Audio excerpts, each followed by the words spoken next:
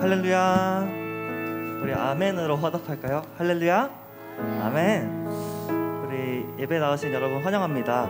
우리 함께 우리의 영원한 왕이신 하나님을 진심을 다해 찬양하겠습니다.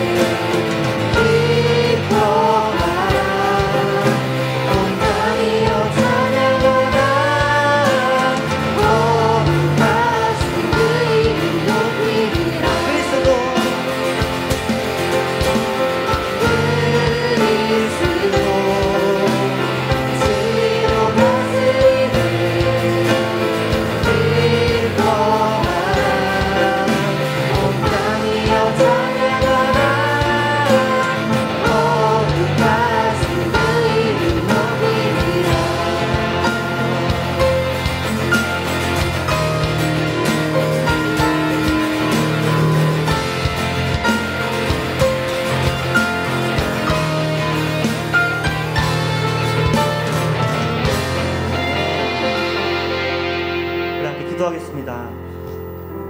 하나님 아버지, 우리들 통치하시며 다스리시며 주관하시는 왕이신 하나님을 찬양합니다.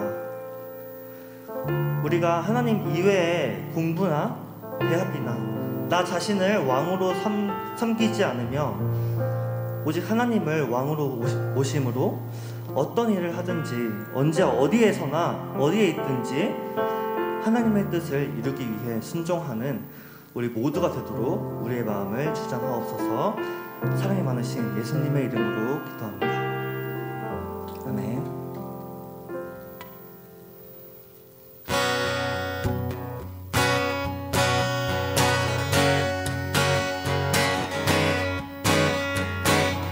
우리 박수 치면서 찬양할까요?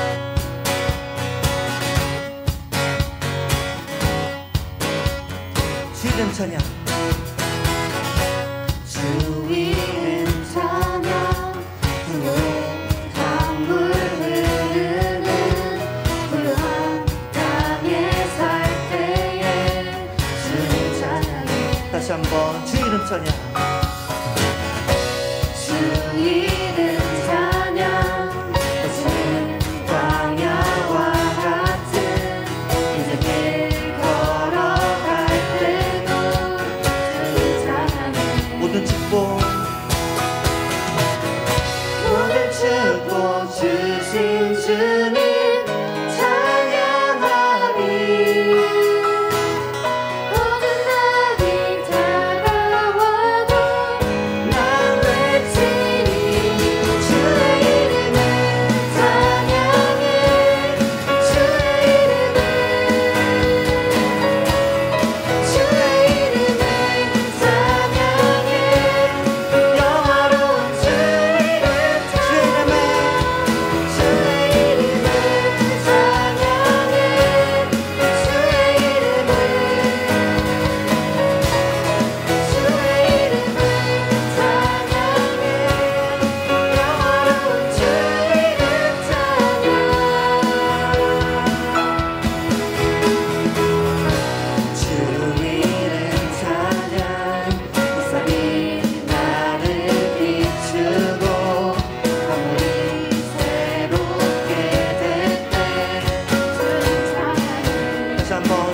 찬양. 주 이름 찬양 가는 길 험할지라도 고통이 따를지라도 아멘이십니까? 모든 축복 모든 축복 주신 주님 찬양하리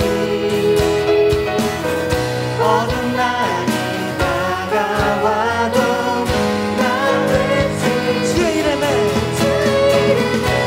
찬양해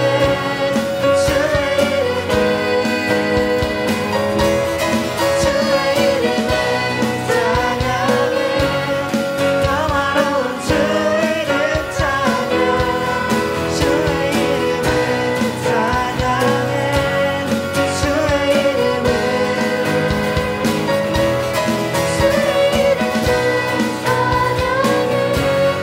영화로운 주 이름 찬양 주님을 주시며 주님을 주시며 주님을 찾으시네 내 맘에 하는 말 주 찬양 주님을 주시며 주님을 주시며 주님을 찾으시네 내 맘에 하는 말 주 찬양합니다 주의 이름을 찬양해 주의 이름을 주의 이름을 찬양해 영화로운 주 이름 주의 이름에 주의 이름을 찬양해 주의 이름을 아멘. 주의 이름을 찬양해 영화로운 우리 마지막으로 주의 이름을 주의 이름을 찬양해 주의 이름을 주의 이름을 찬양해 영화로운 주 이름 찬양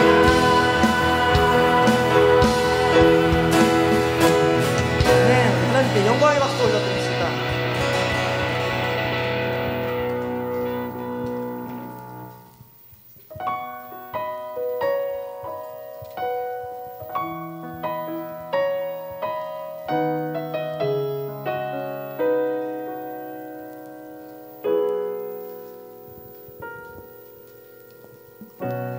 내 삶의 소망 내가 바라는 한 분 예수 닮기를 내가 원하네 한없는 사랑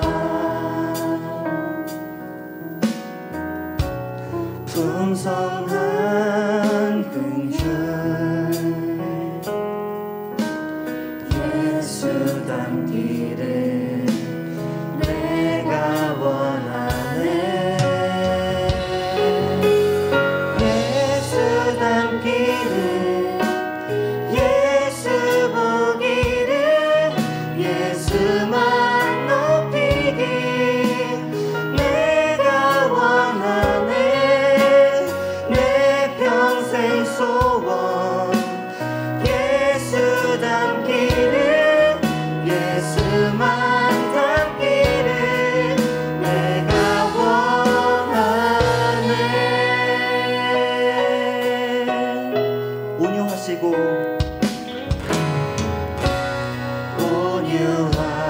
온유하시고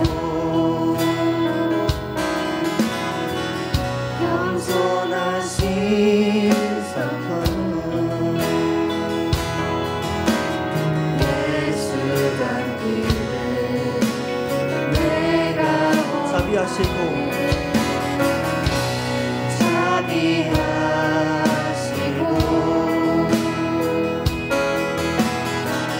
위로자 되신 주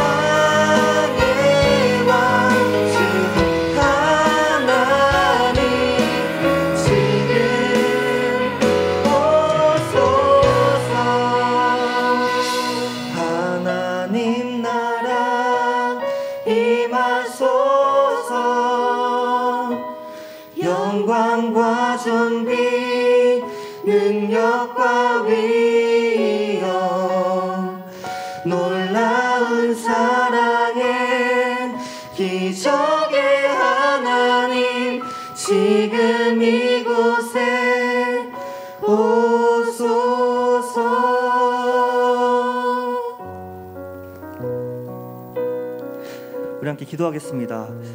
2000년 전에 예수님이 이 땅에 오심으로 하나님 나라가 시작되었습니다. 이제 우리는 하나님의 백성된 신분으로 하나님 나라에서 살 수 있습니다. 우리의 죄를 대속하셔서 하나님과의 관계를 회복시키시며 그리스도와의 연합이라는 기적을 일으키신 높고 아름다우신 능력의 통치자, 만왕의 왕이신 우리 예수님을 기억하며 주님의 이름을 찬양한다고, 높이 올려드린다고 이 시간 함께 같이 기도하겠습니다. 기도합니다.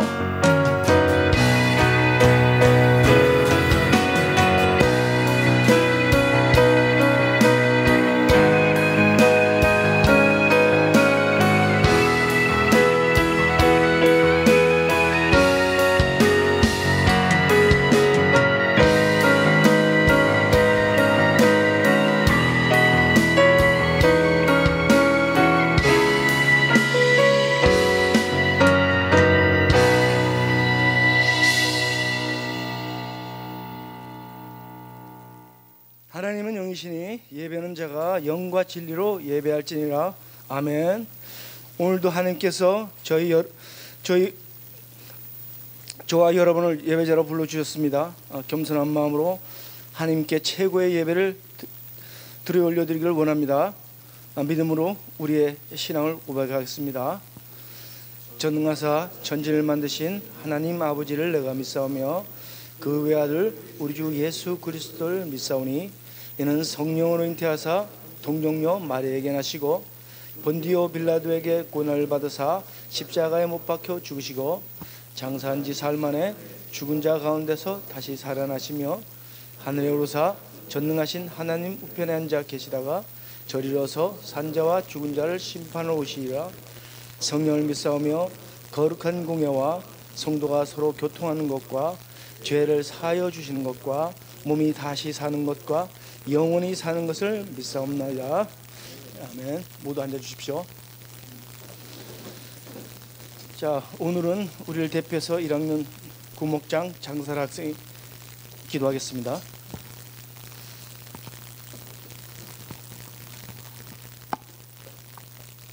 하나님 아버지, 오늘도 이 자리에 모여 예배드릴 수 있음에 감사드립니다. 시험 기간이 얼마 안 남은 학생들도 있고 벌써 시험을 치르기 시작한 학생들도 있습니다. 성적 때문에 신앙생활에 소홀해진 바 있다면 회개할 테니 용서해 주세요. 시험 기간이 끝날 때까지 믿음을 잃지 않게 해주시고 어떤 상황에서도 항상 하나님의 우선순위로 두는 하나님께 영광 돌리는 삶을 살 수 있게 도와주세요. 지속되는 코로나 사태에 어느새 익숙해졌지만 경계를 늦추지 않고 모두 안전하고 건강하게 추운 날씨를 이겨낼 수 있게 도와주세요. 하나님을 믿는 사람들에게 축복 내려주셔서 한 주를 또다시 무사히 마치고 다음 주에도 이 시간 이 자리에 모여 예배드릴 수 있게 해주세요. 예수님 이름으로 기도드렸습니다. 아멘.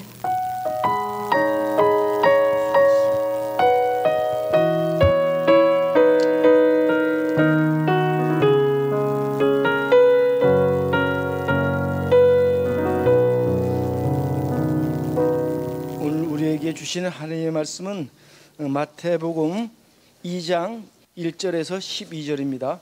마태복음 2장 1절에서 12절. 제 성경으로는 신약 1페이지가 되겠습니다.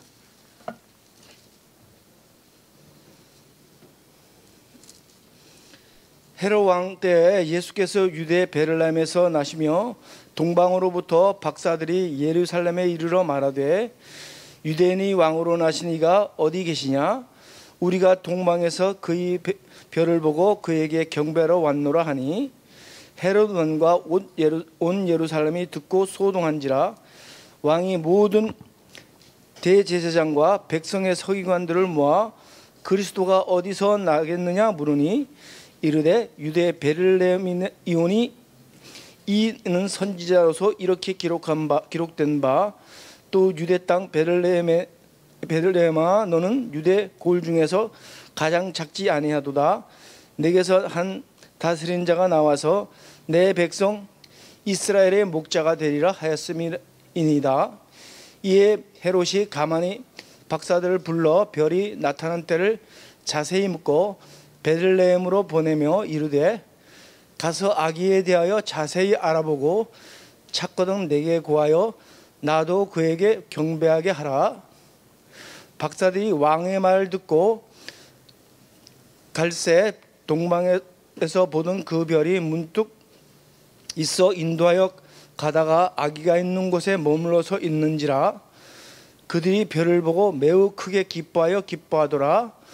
집에 들어가 아기와 그의 어머니 마리아가 함께 있는 것을 보고 엎드려 아기께 경배하고 보배함을 열어 황금과 유향과 몰약을 예물로 드리니라. 그들은 꿈에 헤롯에게 돌아가지 말라 지시함을 받아 다른 길로 고국에 들어갔니라. 이는 하느님의 말씀이었습니다. 아멘. 이어서 다 함께 일어나 봉헌 찬양을 부르시면서 정성껏 준비한 예물을 봉헌하겠습니다.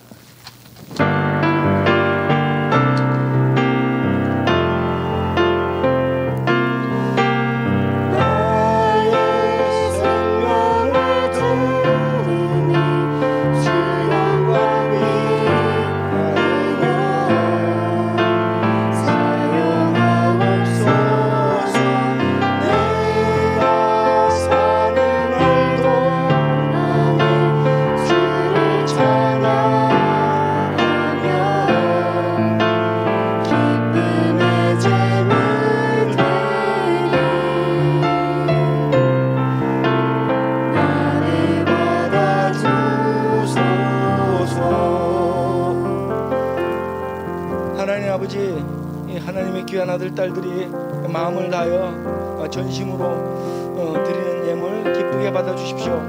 그리고 더하여 우리 귀한 아들 딸들 정말 더 크게 사랑해 주셔서 장수한 나무로 자라게, 믿음의 나무로 자라게 해주셔서 장차에는 이 헌금함에 천만금의 제물을 드리는 것보다 자기 자신의 온 삶을 온전히 드리는 그런 청년들로 씩씩하고 아름답게 키워주십시오. 예수 그리스도 이름으로 기도드렸습니다.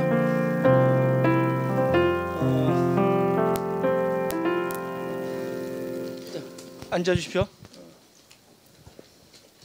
이제 이후로 우리 청년 일부에서 정용우, 이시원, 최지 형제자매의 특성이 있겠고, 그 다음에 우리 김현 형제의 간증이 있습니다. 다음에 우리 윤지한 목사님의 동방 박사의 기다림이라는 제목으로 말씀의 선포가 있겠습니다.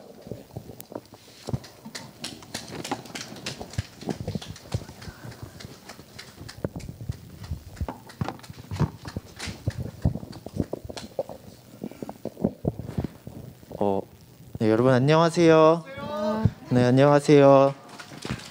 네, 감사합니다. 저희 청년 일부에서 왔고요. 지금 오늘 오니까 제가 학생 때 또 학생부서 뒤에 있는 청년들처럼 이렇게 섬길 때 계셨던 선생님들도 계시고 또 뒤에 있는 청년 지체들 중에 제 학생이었던 지체들도 있어서 되게 고향에 온 느낌인데요. 저희가 또 오늘 함께 찬양하기 위해서 또 특성을 준비했는데 또 때마침 오늘 말씀이 또 예수 그리스도의 탄생과 관련된 말씀이고 또 크리스마스가 얼마 안 남았는데 저희가 그와 관련된 곡을 준비했어요. 그래서 여러분들 다 아실 곡이어서 아시는 분들은 함께 불러주시면 감사하겠고 정말 지금은 각자의 부서에서 함께 예배 드리지만 또 언젠간 또 청년 일부에서 또 함께 예배 드릴 그날을 기대하며 또 함께 불러주시면 감사하겠습니다.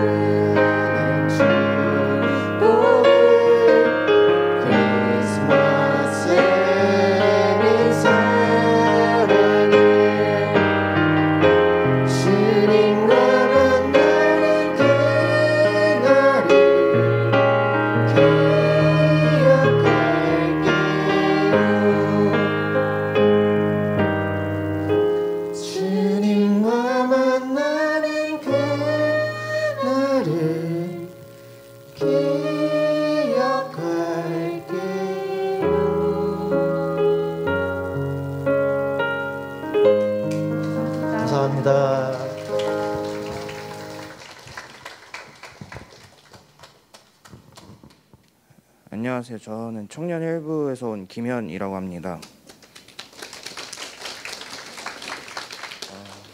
제가 오늘 간증하러 왔어서 그냥 저의 이야기를 좀 해볼까 합니다. 저는 오늘 크게 두 가지 정도 가져왔는데, 먼저 청년부에 관한 겁니다. 저도 여러분처럼 이제 고등부 마치고 이제 청년 일부로 넘어가는 시기에 왔습니다. 그런데 저는 생각만큼 제 수능 성적이 좋게 나오지 않아서 사실 재수를 결심하고 학원도 알아봐서 이제 3월 달부터 등록을 했습니다. 그래서 이제 1, 2월 달에는 이제 시간이 비었기에 그냥 한번 청년 일부가 궁금해서 한번 나와보자 하고 그냥 한두 번 나왔다 이제 저는 공부할 거라 해서 이제 중간에는 안 나가는 방향으로 하려고 했습니다. 그렇게 처음 갔을 때 이제 처음 보는 형 누나들이 많았고 서로는 이미 친해져 보여서 저는 사실 약간 좀 뭔가 그 분위기에서 저만 위축이 되고, 그래서 저는 별 말도 잘 안 했습니다. 그렇게 여기는 좀 뭔가 저랑 거리가 멀다는 생각이 좀 강해져서 이제 안 갈 거란 마음을 먹었는데, 그때쯤에 이제 평일에 그 마을 목자님께서 저에게 막 연락도 자주 하시고 이제 청년부로 와서 같이 예배를 드리자라는 말씀을 많이 해주셔서 그냥 그래 또 한번 가보자 해서 가서 이제 지내다 보니까 이제 형 누나들도 저를 되게 잘 챙겨주시고 또 이것저것 많이 알려주셔서 저에게 그 청년 일부에 적응하기도 쉽고 도움도 많이 되는 얘기들도 해주셨습니다. 그리고 제가 재수한다는 얘기도 해서 이제 다 이해해 주시고 저를 위해서 이제 해줄 수 있는 것들 다 해주셨습니다. 그리고 이제 사실 목사님 설교도 좋았는데 사실 다는 이해는 어려웠어요, 이해하기가.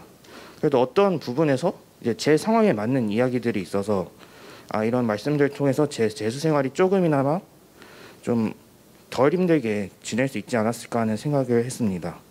그리고 마지막으로 알려주고 싶은 거는 저희는 로뎀이라는 게 있습니다.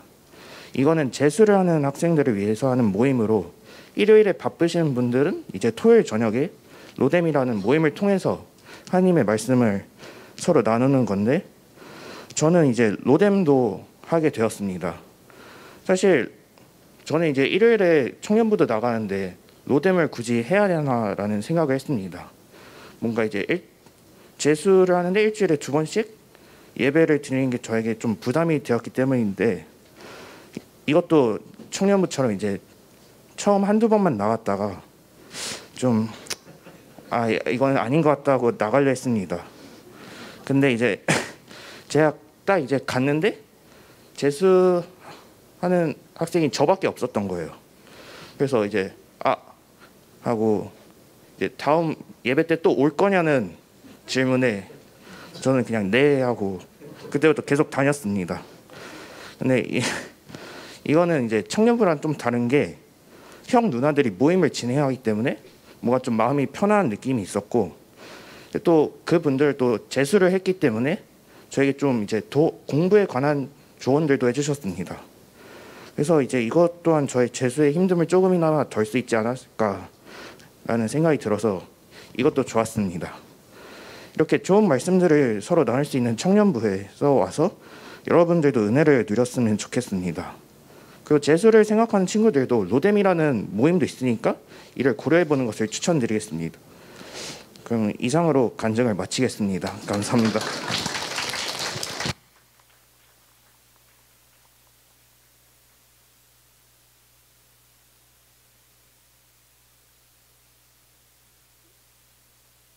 네, 굉장히 솔직한 간증이었다, 그죠? 네, 우리 다시 한 번 더 박수로 네, 감사합니다. 네, 사실 우리 현이가 간증한다고 이제 명단을 제가 받을 때 깜짝 놀랐어요. 다른 현이가 한 명밖에 없는 걸로 알고 있는데 그 현이가 그 현인가 했는데, 하여간 우리 현이가 고등부에서도 조용했던 친구였는데 또 청년부에 가서 로뎀을 통해서 또 은혜도 많이 받고, 또 청년부에 올라가면 우리 고3들 여기 있어요. 우리 청년들, 우리 고3들 여기 있는데 여러분들 이제 올라가면 엄청 잘 챙겨줄 거예요. 그래서 우리 현이가 이렇게 앞에 나와서 간증할 만큼 굉장히 큰 변화가 일어났습니다. 그래서 여러분들 청년부 가서 신앙생활 잘 하시고 또 부득이하게 또 재수를 해야 되는 친구들, 재수하기 때문에 내가 교회 가지 않는다, 부끄럽다, 그런 거 절대 없어요. 여러분, 그렇게 하면 안 돼요. 하나님 앞에서 우리가 정직하게 하나님의 자녀로서 우리 걸음걸음을 살아가는데 청년부가 잘 준비가 되어 있습니다. 걱정하지 마시고 로뎀도 가시고 또 청년부 예배도 가시고 하는 우리 고3들 다 되기를 축복합니다. 왜 용이가 반응이 더 좋은데? 네, 고맙습니다. 우리 오늘 특송해 주신 우리 청년들도 너무 감사드리고, 우리 다음 주에는 저기 뒤에 잘생긴 우리 목사님, 여러분 초등 2부 때 거쳐갔던 우리 친구들 대부분 또 목사님 아실 텐데, 우리 청년 1부 담당한 이재리 목사님이세요. 목사님 다음 주에 와서 설교해 주시고 또 우리 청년부 더 와서 같이 특성도 하고 간증 나눠 주실 텐데, 우리 고3들 많이 나오셔서 목사님 얼마나 설교 잘하나 한번 보시고 네, 그런 귀한 시간 되었으면 좋겠습니다. 여러분, 우리 고1 이들은 지금 시험의 한 가운데 있습니다. 빈자리가 많이 있는 걸 보면서 역시 시험을 피할 수 없는가, 그런 안타까움이 들었지만 여러분들 이렇게 같이 예배 자리에 나와서 하나님의 은혜를 많이 경험하고 또 이겨낼 수 있는, 감당할 수 있는 힘을 하나님께서 주시기를 축복합니다. 오늘 예배 안 나온 친구들은 여기까지 이야기하도록 하겠습니다. 네, 좋아요, 여러분. 오늘 우리 12월을 맞이해서 성탄 설교를 또 한번 해보려고 하는데, 12월 하면은 참 따뜻한 그런 시간인 것 같아요. 저도 12월 굉장히 좋아하는데, 제 생일이 있어서 12월이 좋은 게 아니고 12월 자체가 참 좋은 것 같아요. 길거리에 나가면 캐롤이 막 들리고, 요즘에는 좀 안 들리더라고요. 이게 저작권 문제인가 그런지 길거리에 가면 늘 들렸는데 요즘에는 좀 많이 그런 것들이 없는 것도 약간 아쉬움이 있지만, 그럼에도 불구하고 이렇게 작게나마 밝게 빛나고 있는 우리 트리를 보면서 위안을 또 삼을 수 있을 것 같아요. 성탄하면 또 생각나는 게 선물이 아닐까, 그런 생각도 좀 들어요. 여러분 한번 상상해 볼게요. 여러분들이 방에 들어갔는데 어느 날 멋지게, 아주 멋지게 포장되어 있는 선물이 여러분 책상 위에 탁 올려져 있다고 생각해 보세요. 그런데 그 상자에는 이렇게 적혀 있습니다. 이것은 당신을 위한 선물입니다. 하지만 지금 풀어보지 말고 기다리세요. 적혀 있어요. 여러분이라면 어떻게 하시겠습니까? 뭐라고요? 살짝 뜯었다, 칼로 살살 뜯었다가 다시 덮어두나요? 저라면 굉장히 궁금했을 것 같아요. 사실 포장이 약간, 요즘에 또 포장이 어떤 포장인지 우리가 알잖아요. 브랜드에 따라서 포장이 돼 있는 거. 내가 정말 기대했던 뭐 예를 들어 뭐 아이폰 같은 뭐 그런 케이스에 들어 있다거나, 그러면 더 많은 기대가 여러분 가운데 있을 거예요. 당장이라도 뜯어보고 싶은 마음이 있을 겁니다. 그렇게 상상을 해보자는 거죠. 저희 아들 생일이 금요일에 있었어요. 금요일 맞나? 금요일 맞아요. 금요일 날 생일이었는데, 저희 아들의 생일이 이번에 굉장히 특별한 생일이었습니다. 왜냐하면 이제 초딩으로 졸업하고 중학생 되거든요, 내년에. 그래서 마지막에 이 어린이로서 누릴 수 있는 그 생일을 맞이하면서 굉장히 들떠 있었습니다. 그래서 약간 어릴 때보다 더 큰 기대를 하는 것 같아요. 이제 내가 초등학교 졸업하는 선물이니까 엄마 아빠가 좀 더 좋은 거 사주지 않을까? 이런 기대를 약간 하는 것 같아요. 그래서 생일 되기 한 달 전부터 내 생일 며칠 남아서 막 그러다가 점점점 다가올수록 자기가 뭐 받고 싶은지를 살짝 그렇게 속마음을 내비치더라고요. 그래서 제가 그 이야기를 들으면서 뭐 모른 척 하기도 하고 했는데, 마침내 생일 아침이 찾아왔어요. 저희 집에는 생일날 아침에 생일 파티를 해주거든요. 그래서 우리 아들을 제외한 나머지 모든 식구가 아침부터 굉장히 분주했습니다. 엄마는 아침 일찍 일어나서 아들 생일 또 상 차려준다고 음식을 막 하고, 저는 또 데코레이션 뭐 생일 선물 막 이런 거 이제 마지막 체크하고, 저희 동생 딸도 아침 일찍 일어나서 엄마 아빠를 도와가지고 그 막 준비를 했어요.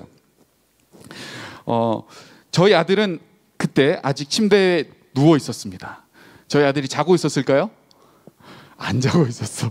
우리 가족 중에 아마 제 생각에는 제일 먼저 일어났을 거예요. 벌써 한 새벽 한 5시, 6시 일어나서 어떻게 하고 있을까 막 엄청 기대하는 마음에 아마 들떠 있었을 것 같은데, 어쨌든 저희 아들이 저희가 준비가 다 되면 아들 하고 가서 깨우거든요. 생일 때. 그러면 마지못해 일어나는 척하면서 이제 나오는데 아들이 그렇게 누워 있었어요. 그렇게 막 바깥에서 분주하게 우당탕탕탕 소리 나면서 막 준비하고 있을 때 저희 아들이 침대에 누워서 무슨 생각했을까? 어떤 마음이 들었을까요, 여러분? 엄청나게 기대하는 마음이 있지 않았을까요? 침대에 누워있는 그 시간 동안 자기의 생일 파티를 기다리는 그 시간이 너무나도 행복했을 겁니다. 여러분, 이처럼요, 좋은 일을 기다린다는 것은요 너무나도 행복해요. 상상만 해도 너무 좋지 않아요? 그죠? 얼마 뒤에 일어날 그 기쁜 일을 상상하며 기다리는 거죠.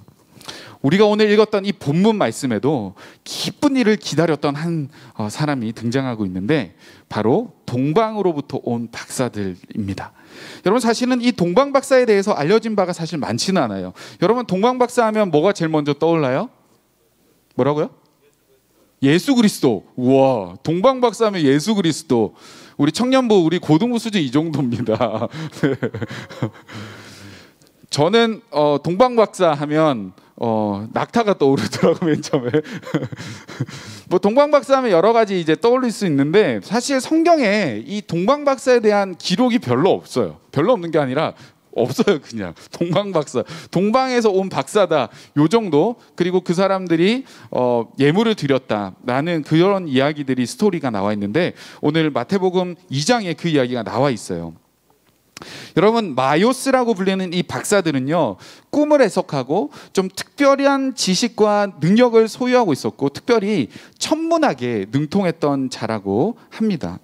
당시에 이 유대를 기준으로 동방이라고 했을 때는 어떤 지역이냐면 페르시아 지역이에요. 그리고 역사를 조금 더 거슬러 올라가면 페르시아 앞에는 바벨론 제국이 있었던 바로 그 장소고, 더 올라가면 문명이 발달했던 메소포타미아 지역이 바로 동방입니다. 이 지역은 예로부터요, 문명이 발달했기 때문에 사람들이 모여 살았던 곳이에요. 문화와 지식이 모여 있는 산지이고, 또 메소포타미아 이 지방에는 특별히 수학과 천문학이 굉장히 특출났는데, 고대부터 60진법을 쓰면서, 우리는 10진법 쓰잖아요. 60진법을 쓰면서 나름대로의 수학적인 체계들을 가지고 있었고, 또 바벨론 사람들은요, 곱셈표, 또 나눗셈을 쓰는 역수표, 이런 것들을 흔히 사용했다고 합니다. 또 요즘 시대에 우리가 이제 대수학 방법을 이용해서 푸는 2차 방정식, 이런 것들 우리는 쉽게 하지만, 그 당시에 고대에 그러한 이 복잡한 수학 문제를 풀고 또 토론하고 이러는 것들을 굉장히 즐겼던 곳이 바로 그 지역에 있었던 사람들이에요. 천문학에서도 굉장히 많은 발달과 지식과 또 연구들이 그 가운데 있었는데요. 특히 천문학을 공부하고 이것을 하는 사람들은 왕의 측근의 사람들이에요. 왕의 측근, 가까이에 있었던 사람. 그 사람들을 지혜자라고 부르고 있는데, 천문학을 근거로 이 나라의 대소사를 점치는, 별을 보면서 우리가 어떻게 될지, 흉년이 올지 풍년이 올지 내년은 어떻게 될지, 그런 대소사들을 점치는 그 중요한 일들로 이 천문학자들, 지혜자들을 왕의 옆에 두었다라는 거예요. 여러분, 이러한 지혜자들이 성경에서도 이 증명을 하고 있는데, 다니엘 2장 18절을 보면 이렇게 적혀 있어요. 다니엘과 친구들이 바벨론의 다른 지혜자들과 함께 죽임을 당하지 않게 하시기를 그들로 하여금 구하게 하니라. 이 무슨 이야기냐면, 여러분, 우리가 다니엘 지난달에 읽어봤지만, 이 느부갓네살 왕이 꿈을 꾸잖아요, 어느 날. 그리고 나서 내 꿈을 해석할 사람을 데리고 와라. 그 해석하는 사람들이 바로 이 지혜자들이었거든요. 그런데 자기 꿈이 뭔지도 말하지도 않고 내 꿈이 뭔지 말하면서 그걸 해석하라고 하니까 누가 그걸 하겠어요. 그래서 이 느부갓네살 왕이 열받아가지고 이 지혜자들, 다시 말하면 천문학을 공부하고 왕의 측근에서 그런 걸 점쳤던 사람들을 모조리 죽이라고 명령을 해요. 그때 다니엘이 나타나서 왕의 꿈이 이런 꿈 꾸시지 않으셨습니까? 이 꿈은 이런 뜻입니다 라고 해석했던 상황들이에요. 여러분, 그래서 이 다니엘의 해석 때문에 그 당시에 바벨론에 있었던 지혜자들이 목숨을 건질 수 있었다라는 겁니다. 여러분, 이렇게 정리하자면 오늘 본문의 동방 박사들은요, 동방 페르시아, 바벨론, 메소포타미아 지역에서 온 사람들이고 수학과 천문학이 굉장히 뛰어났고 이것을 전문적으로 연구했던 사람들이었을 뿐만 아니라 왕의 측근으로서 굉장히 높은 지위를 가지고 있었던 사람이다라고 우리는 유추할 수 있는 거죠. 여러분, 그런데 그러던 어느 날 그 박사들, 그 지혜자들이 별을 하늘을 보면서 관측을 하고 관찰을 하다가 굉장히 특별한 별 하나를 발견하게 됩니다. 평소에 볼 수 없었던 유난히도 빛나고 빛나는 그 별임을 그들은 한눈에 보고 알아차렸을 거예요. 그런데 여러분, 그 특별함이 밝기 때문에, 그런 보여지는 현상 때문에만이 특별하다라고 확정짓지는 않았을 거예요. 왜냐하면 오늘 본문 2절을 보면 그들이 발견한 별을 그들은 이렇게 정의를 해요. 2절 한번 보도록 하겠습니다. 우리 같이 읽어볼까요? 오늘 본문 마태복음 2장 2절 읽습니다. 시작. 유대인의 왕으로 나시니가 어디 계시냐? 우리가 동방에서 그의 별을 보고 그에게 경배하러 왔노라. 여러분, 그들이 별을 보면서, 그러니까 동방에서 이 메소포타미아 지역에서 지금 별을 관측하다가 별이 떠 있는데 특별한 별을 보고 이 사람들은 뭐라고 이야기해요? 그 별을 뭐라고 이야기했다고요? 크게 말해요. 크게. 뭐? 그의 별이라고 했어요. 그의 별. 그죠? 그 사람들은 그 별을 보면서 그의 별이라고 이야기하고 메시아의 별임을 그들은 확신하고 있었다라는 거예요. 여러분, 이 특이한 별을 보면서 저 별이 뭐지? 굉장히 특이한데? 야, 저 별로 한번 따라가 보자. 와, 낙타 막 타고 그렇게 해서 찾아갔더니 아기 예수님이 있어서, 이야, 이 별이 이걸 가르치고, 이게 아니에요, 여러분. 성경 오해하면 안 돼요. 그들은 동방에서 이미 그 별을 봤을 때 그 별이 그의 별인 걸 알았던 거예요. 성경의 근거에서 보면 찾아가서 알게 된 게 아니에요. 그들은 그의 별이 이미 어떤 별인지를 알고 있었다라는 겁니다. 여러분, 이 이야기는요, 오랜 기다림에서부터 시작됐던 이야기예요. 그들의 확신은 오랜 시간을 통해서 그들 가운데 확신이 되었던 이야기입니다. 여러분, 우리가 상황을 조금만 더 유추해서 생각해 보면 이 동방의 박사들은 이미 메시아에 대한 이야기를 알고 있었던 것 같아요. 민수기 24장 10절을 보면 한 별이 야곱에게서 나오며 이렇게 이야기를 하고 있어요. 구약에서 이미 한 별에 대한 이야기를 민수기에서 하고 있어요. 그리고 이사야 7장 14절을 보면 이 메시아에 대한 예언들이 있는데, 그러므로 주께서 친히 징조를 너희에게 주실 것이라. 보라, 처녀가 잉태하여 아들을 낳을 것이니 그의 이름을 임마누엘이라 하라. 또 미가서 5장 2절에는 베들레헴 에브라다야, 너는 유다 족속 중에 작을지라도 이스라엘의 다스릴 자가 너희에게서 내게로 나올 것이라. 그의 근본의 상고에 영원히 있으리라. 이러한 성경의 다양한 메시아에 대한 예언들이 이미 구약에 있었단 말이에요. 그 이야기를 아마 이 박사들도 알고 있었던 것 같아요. 왜, 어떻게 알았을까? 한번, 이건 성경에 기록된 건 아니지만 제가 한번 생각을 해봤어요. 그랬더니 이 지혜자, 아까 우리가 살펴봤던 다니엘에 나왔던, 물론 시대는 많이 바뀌었지만 이 다니엘로 하여금 이 지혜자들이 목숨을 건졌잖아요. 그리고 이 느부갓네살 왕을 비롯해서 그 대대로 한 4번 왕이 바뀔 때까지 이 다니엘이 총리가 되었거든요. 그러면서 그 다니엘을 칭송하고 다니엘이 섬기고 믿는 여호와 하나님을 찬양하는 그런 일들이 그 나라들에서 일어났어요. 다시 말해서 한번 생각을 해보세요. 그러한 다니엘이 믿는 여호와가 그 모든 사람들에게 뛰어난 수학이나 천문학이나 다양한 부분에서 문명에 발달한 그곳에서 높임받았다면 그 사람들이 그 여호와가 누군지를 연구하지 않았겠어요? 구약을 파면서 다니엘이 믿는 여호와가 누구신지를 그들도 아마 알았을 거예요. 그들 가운데는 분명히 믿는 사람들도 있을 거예요. 그 지역에서도 그 메시아를 기다리는 사람들도 분명히 있었을 거예요. 그렇게 시대가 지나고 세월이 바뀌었음에도 불구하고 그들은 그것들을 기대하면서 연구하면서 그 다니엘이 믿었던 여호와가 누굴지, 그 다니엘이 믿었던 그 여호와의 그것으로 오는 메시아가 누굴지에 대한 기대를 그들은 이미 하고 있었다라는 거예요. 여러분, 그러나 이 기다림은요, 연구하고 나서 바로 몇 달 뒤에 일어난 일들은 아니잖아요. 오랜 기다림이 필요했습니다. 저희 아들이 생일을 맞이해서 엄마 아빠가 자기를 깨우고 생일 파티를 열어줄 것 같다라는 그 기대함 속에 누워 있었던 그 짧은 기다림과는 비교할 수 없어요. 수백 년, 수천 년 동안의 시간을 기다리면서 또 기다리면서 이 일이 발생하고 있는데요. 심지어 말라기 선지자 이후에 이 세례 요한이 예언을 새롭게 신약에 와서 이제 선포하기 전까지 그 사이 기간을 신구약 중간기라고 하는데 약 400년 정도가 하나님의 말씀이 선포되지 않은, 예언이 없었던 아주 암흑기였어요.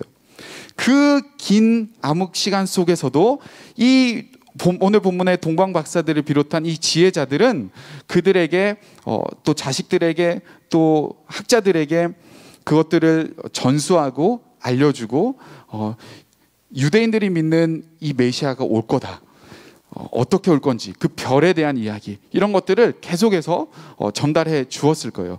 그렇게 오랫동안 기다리면서 그들은 그의 별, 메시아의 별을 기대하고 있었던 겁니다. 사랑하는 여러분, 그들의 기다림은요, 놀라운 기회를 가져다 줬어요. 오랜 기다림은요, 특별한 깨달음을 주는 기회였어요. 여러분, 하늘에 굉장히 유난히 밝은 별이 떠 있다고 한번 생각해봐요. 오늘 우리가 밤에 됐는데 너무 밝은 거야. 막 그 금성 엄청 밝잖아요. 그런 것보다 훨씬 밝은 별이 만약에 떠 있다고 생각해 보세요. 그럼 여러분 무슨 생각이 들겠어요? 저 별이 밝네? 저 별 왜 저렇게 밝지? 그런 생각을 할 수도 있고, 어떤 친구들은 그냥 보면서 아무 생각이 없는 친구들도 있을지도 모르겠어요. 그 별이 떠 있는 것을 동방박사만 본 건 아닐 거 아니에요. 별이 떠 있는데, 그죠? 그런데 그 별을 보면서 그것이 그의 별, 메시아의 별이라는 것을 알아차릴 수 있는 사람은 많지 않았다는 겁니다. 사랑하는 여러분, 원하기는 저와 여러분이 이런 깨달음의 은혜가 있었으면 좋겠어요. 눈만 들어 하늘을 보면 별을 볼 수 있듯이 오늘 요즘 시대에 말씀의 홍수 속에 살아가잖아요. 정말 마음만 먹으면 기독교 서적도 살 수 있고, 유튜브에서 검색만 하면 수많은 설교나 이런 것들이 우리에게 쏟아져 있는 시대를 우리는 살아가고 있습니다. 그러나 그것을 통해서 진짜 깨닫고 메시아를 만나는 사람들이 많지 않아요. 오늘도 이렇게 여러분들이 나와서 같이 예배를 드리고 하나님의 말씀을 같이 나누고 있지만, 어쩌면 이 가운데서도 그 메시아를 경험하는 그런 사람들이 있는 반면, 어떤 사람은 그냥 목사님 왜 이렇게 길게 하지, 이렇게 하고 지나가는 사람들도 있을 거예요. 원하기는 저와 여러분 가운데 이 동방 박사들처럼 오랜 기다림 속에 그 메시지가 딱 떨어졌을 때 바로 그것이 그의 별이구나, 이것이 하나님은 나를 향한 뜻이구나, 이것이 나에게 주시는 말씀이구나 라는 것을 깨달을 수 있는 저와 여러분들이 되기를 바라고 축복합니다. 그래서 여러분, 우리는요 어떻게 해야 돼요? 기다려야 돼요. 특별히 이 12월은 기독교에 있어서 굉장히 뜻깊은 시간입니다. 즐겁게 놀고 즐기고, 야 크리스마스니까 같이 놀러 다니자, 남자친구 여자친구 요때 아니면 못 사귀는데 그런 시기가 아니라, 여러분 12월은 메시아를 기다리는 시간이에요. 그 기다림이 뭔지를 알고 그토록 기다렸던 메시아, 생명과 은혜를 발견하는 이 기다림의 12월이 되었으면 좋겠습니다. 동방박사가 얼마나 가슴이 뛰었을까요? 그 별을 보면서, 오랫동안 기다렸던 그 별을 보면서 얼마나 기뻤을까요? 여러분, 12월에 우리 안에 그런 감동이 있었으면 좋겠어요. 예수님을 만나는 그 감동. 12월 25일 날 뭐 물론 상징적인 날이지만 우리가 그 예수님의 오심을 우리가 정말 기뻐하고 이 12월에 그 기독교의 핵심적인 그 날들을 바라보면서 여러분과 저 안에 그러한 기대감이 있었으면 좋겠습니다. 여러분 한 가지만 더 생각해 보고 싶은데요. 이 기다림은 선명하게 우리의 길을 인도한다는 거예요. 우리 9절 말씀 같이 한번 읽어볼까요? 9절이 있습니다. 시작. 박사들이 왕의 말을 듣고 갈새 동방에서 보던 그 별이 문득 앞서 인도하여 가다가 악이 있는 곳 위에 머물러 서 있는지라. 여러분 동방 박사들은요 그의 별 메시아의 별을 동방에서 봤어요. 그리고 그들은 메시아를 만나기 위해서 귀한 예물을 가지고 예루살렘으로 찾아왔습니다. 당시에 그 예루살렘에는 헤롯 왕이라고 있었는데 로마의 그 권한을 받아서 그 유대 지역을 다스리고 있었어요. 여러분 동방 박사들도 아까 말했던 것처럼 굉장히 지위가 높은 사람일 가능성이 있잖아요. 그렇게 이 페르시아 지역에서 높은 뭐 장관급의 사람들이 오면 그냥 조용히 와가지고 아기 예수님을 뭐 이렇게 경배하고 돌아가는 수준은 아니었을 거예요.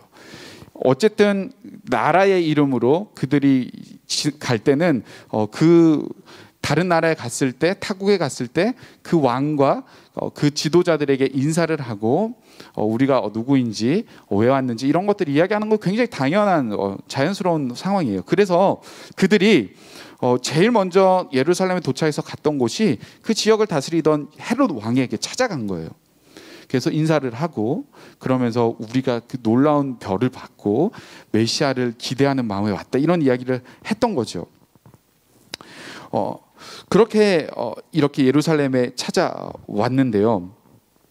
여러분 우리가 이때 한 가지 생각해 볼게. 동방 박사들이 우리가 몇 명이라고 여러분 생각하시죠? 몇 명? 여러 명? 몇 명이에요? 세 명이죠. 3명. 네. 3명 아니에요? 나 3명이라고 배웠는데. 아니 뭐 그림 그리면 그 3명 그리잖아요. 낙타 3개 그리고 그러지 않나? 그런데 여러분 성경을 보면 3명이라는 말이 없어요. 왜 3명일까? 그냥 예물을 3개 드렸으니까 3명이라고 그냥 하나씩 이렇게 생각해서 하지 않았을까? 뭐 그런 생각이 드는데 사실 저는 3명보다 훨씬 더 많은 사람들이 있었을 것 같아요. 왜냐하면 지혜자들은 꽤 높은 지위에 있었던 사람이 있기 때문에 그들을 수종든 사람이 같이 갔을 거 아니에요. 그 페르시아 지역에서 예루살렘까지는 한 1600에서 2000km 정도 되는 거리입니다. 요즘에도 그 거리를 가는 거는 뭐 쉽지 않은 거리인데 낙타를 타고 오면 뭐 이제 학자들이 이야기하기로는 최소 3개월에서 최대 1년 정도 걸리는 그런 여정이라고 합니다. 사막을 가로질러 와야 되고 그렇기 때문에 그 많은 여정에서 그들이 먹고 또 그들을 보호해 줘야 되고 하는 많은 수행원들이 함께 있었지 않았을까라는 생각이 듭니다. 그렇게 그의 별에 대한 갈망과 기다림 속에 그 많은 사람들이 예루살렘에 도착하고 헤롯 왕을 찾았습니다. 그런데 그들의 기대와는 다르게 그 예루살렘에는 분위기가 너무 썰렁한 거예요. 우리는 너무 기대하고 그의 별이 왔다, 메시아가 드디어 왔구나 하고 왔는데 아무도 예루살렘에서는 그 예수님의 탄생에 대한 기쁨과 즐거움을 누리는 사람을 볼 수가 없었던 거예요. 오히려 헤롯 왕은 자신의 자리를 위협하는 메시아가 탄생한다는 그 소식을 듣고 너무나도 불편했던 마음에 그 아기를 죽이려고 꽁꽁한 그런 마음을 가지고 박사들에게 거기가 어디냐고 그러면서 위치를 공유해 주기를 요청할 만큼 분위기가 좋지가 않았어요. 여러분 동방 박사들이 맹붕해했겠죠. 자기네들이 그렇게 기대했던 이방인임에도 불구하고 기대하고 왔는데 실제로 정말 유대인들은 그 축제가 일어나지 않고 있고 아무런 신경도 쓰지 않는 그 일에 그들은 당황했을 거예요. 그리고 예루살렘에서 이제 베들레헴까지 한 8km 정도 거리인데 이제 뭐 늘 오는 거리가 아니니까 어디로 가야 될지 막 좀 이제 찾아가야 되잖아요, 그죠? 헤롯 왕이 약간 보니까 분위기도 안 좋고 약간 뭐 그러니까 여러 가지 이제 갈등 속에 그것을 찾아가는 것도 좀 문제였을 거예요. 그렇게 그들이 이제 어떻게 해야 되지? 야, 이 분위기 왜 이래?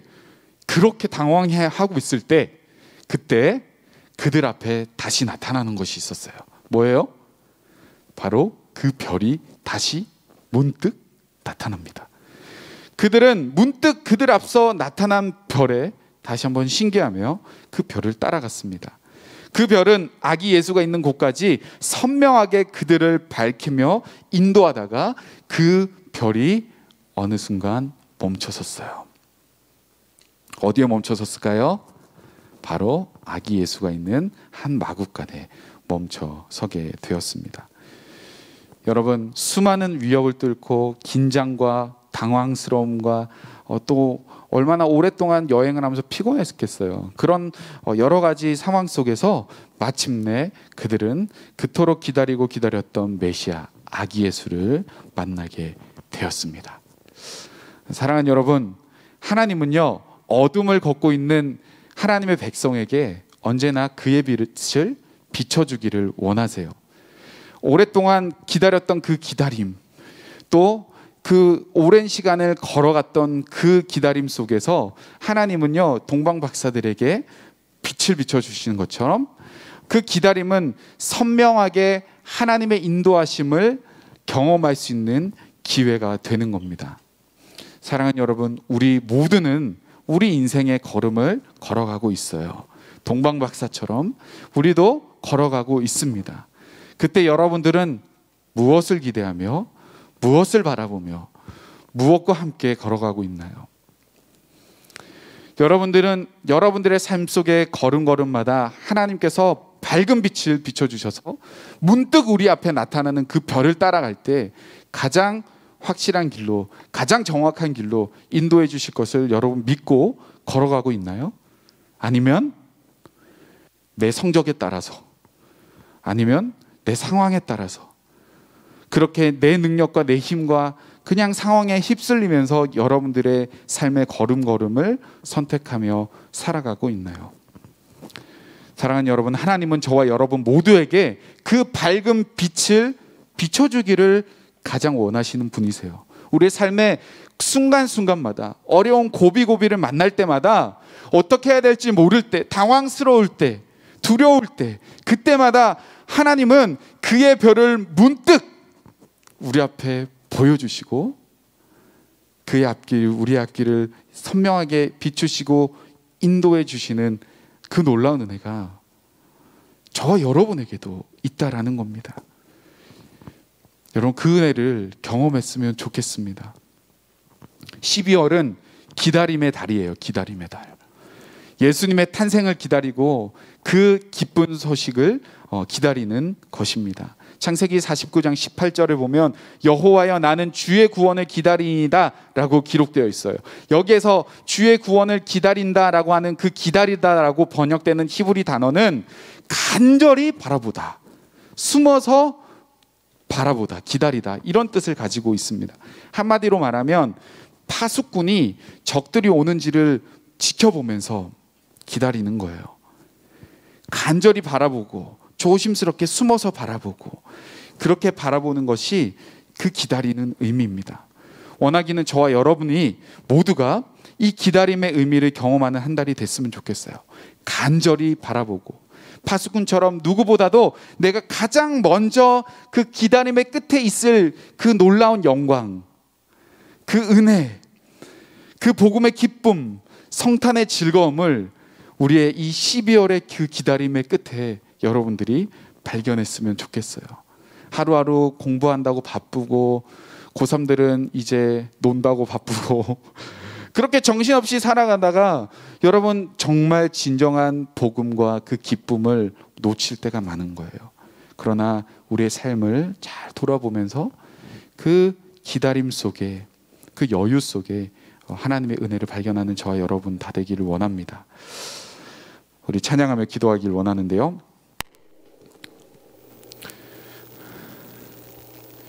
여러분, 동방 박사들이 하늘을 바라보고 기다렸듯이 우리의 삶에 역사하고 밝게 빛나는 별을 기다리며 하늘을 바라보는 저와 여러분 다 됐으면 좋겠습니다. 그래서 빛나는 왕의 왕, 영광의 그 주님을 기다리는 마음에 우리 기뻐하고 기뻐하는 그 위대하신 하나님, 이 시간 함께 기대하는 마음으로, 기다리는 마음으로 함께 찬양하겠습니다.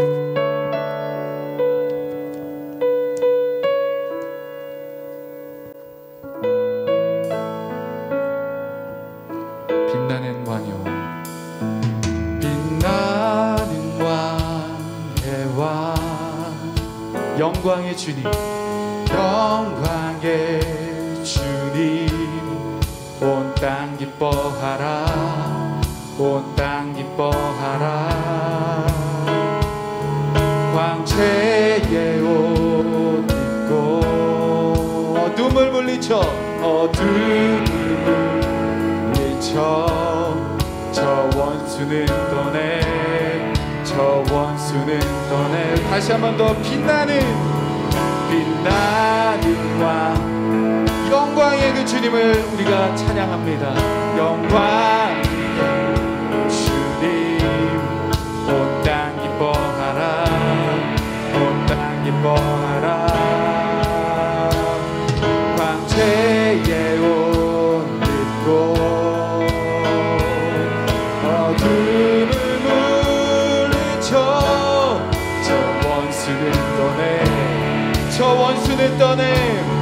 우리 위대하신 주님을 찬양합니다. 하신 주 찬양의 위대하신 주 모두 알게 되리라. 위대하신 주, 우리 이절로 같이 고백합니다. 영원한 주의 주, 영원한 주의 주, 시간의 주권자, 알파와 오메가, 알파와 오메가, 삼위의 하나님,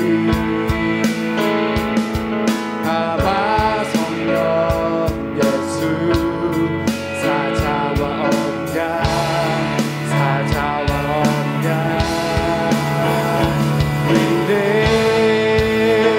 위대하신 주 찬양의 위대하신 주 모두 알게 되리라. 위대하신 주, 위대하신 주,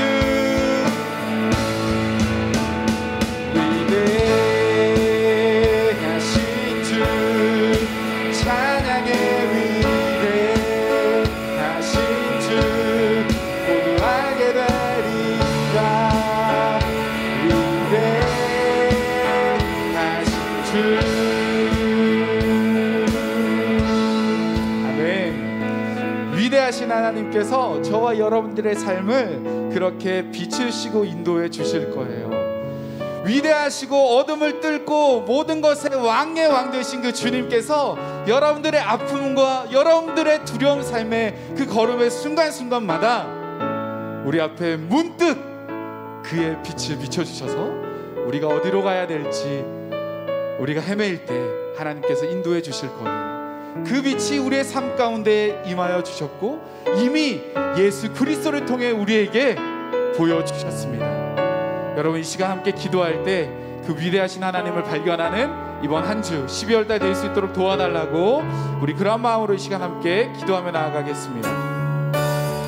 하나님 감사합니다. 우리 사랑하는 모든 친구들의 삶 속에 하나님 정말 놀라운 하나님의 빛이 비춰질 수 있도록 축복하여 주시고 인도하시는 하나님의 은혜와 긍휼을 경험하게 하여 주시옵소서.